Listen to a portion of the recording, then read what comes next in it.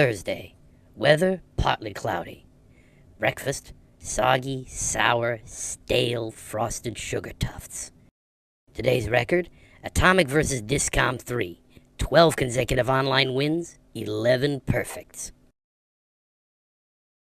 Mom might still be sick. She's been seriously out of it ever since she came back from her medicine testing job on Monday. But today it's like she's on autopilot or something. This morning when I got to the kitchen, there was milk all over the table and eggs burning in the skillet on the stove.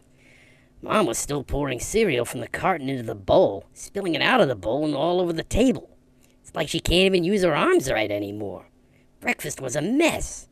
I must have been really hungry or something, though, because those burn-up eggs and stuff were smelling good just about the time they were getting all black and greasy. I thought about trying them, but Mom was snarling and wolfing them out of the skillet before I knew it.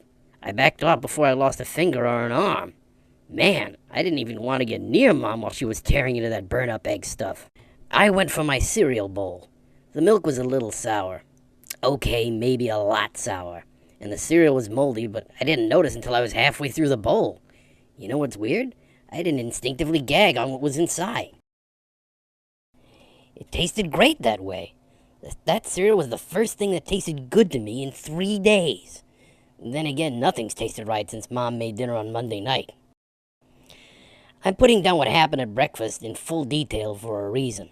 The rest of the day sort of comboed off of that, and not in a good way. We had a geometry pop quiz in math today. Easy mode. I had to concentrate in order to keep my score nice and average, so I can focus on practicing for my future career as a world champion pro gamer.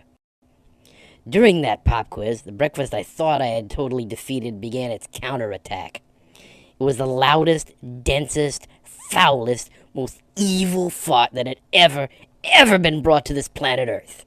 The windows rattled, the floor shook, pencils vibrated from the tops of desks, and it took us all, including me, by complete surprise. When it was over, there was nothing but silence. No one knew where to look. The sound had bounced around the room so that it was coming from everywhere at once. Then the aroma came, like sour milk and roadkill. All at once, everyone in the class held their noses and ewed. The kid behind me passed out. At that point, I started to panic. Everyone would be able to figure out the source of the blast by its area of strongest effect. Playing games and tournaments makes you think on your feet, though. I pointed at Harold, the fat kid sitting in front of me, and faked passing out. That did it.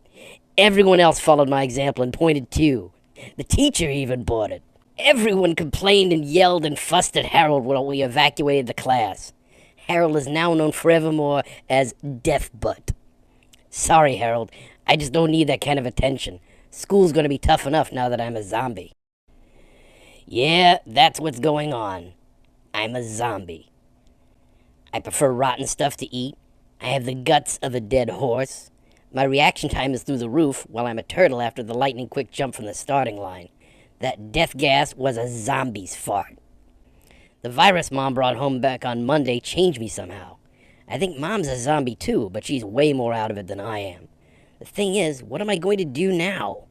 How am I going to make my dream of being the world's greatest pro gamer become a reality if I'm a zombie? I scored even more perfect today in AVD3. Everyone online complains about my turtle zombie style, but a win is a win even if I'm just doing super fast reaction type play.